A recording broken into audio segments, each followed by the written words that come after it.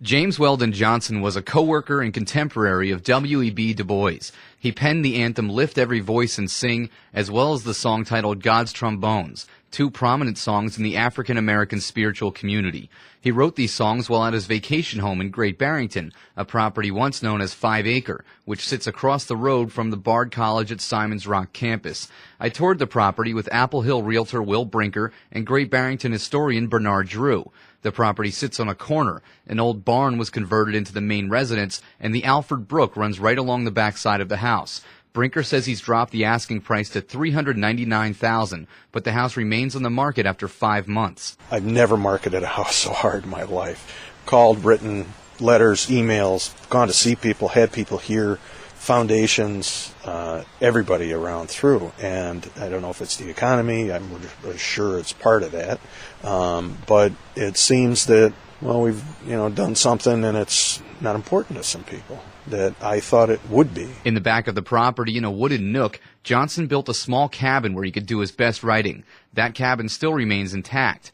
Brinker's looking for a specific buyer, one that will come in and keep the property intact and maybe even open it up to the public. Dr. Bird, who is the director of the James Weldon Johnson Institute at Emory University, has been here.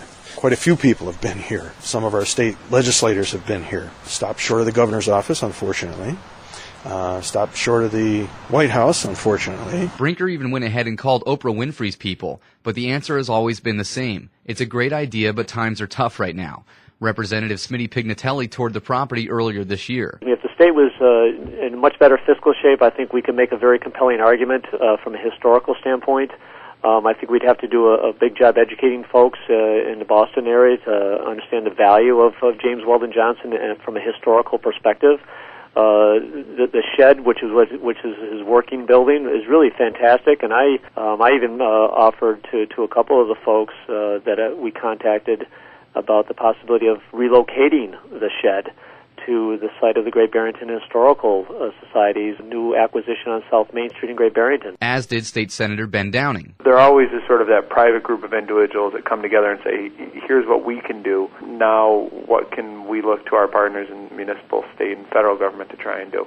Even if that group were to come forward today, we would not be in the position to do a great deal, if for no other reason than because every budget in state government has been dramatically reduced over the past several years. And even those areas where there are money, it's very circumscribed as to what it can and cannot go for. Historian Bernard Drew says there's a long process to get a property designated as historically significant, but that doesn't always mean it's protected from developers. What so often happens is a place like this, the community is aware of James Weldon Johnson's significance, and it's just the property has been in good hands for the last many years, and so people don't get really concerned. It's being lived in, it's being used, and you don't think about it. It's really only when circumstances change, it comes on the market, or you become fearful that, something might happen and buildings won't be kept up, that you really have to step back and reappraise things. Drew says James Weldon Johnson saw the property on a visit to an NAACP coworker in the early 1900s. And Johnson said, well, this is a gorgeous place around here.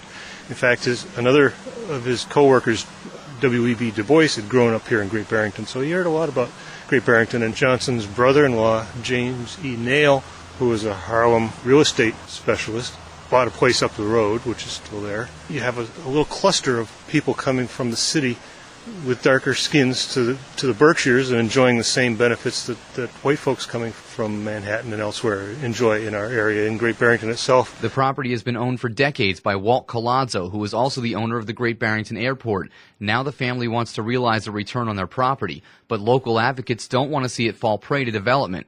Drew says a locally born astronaut recently requested one of Johnson's songs to be played from space. 2006, Stephanie Wilson, NASA astronaut who grew up in Pittsfield, was up in space, and it was her turn to select morning music that would come on when they rose.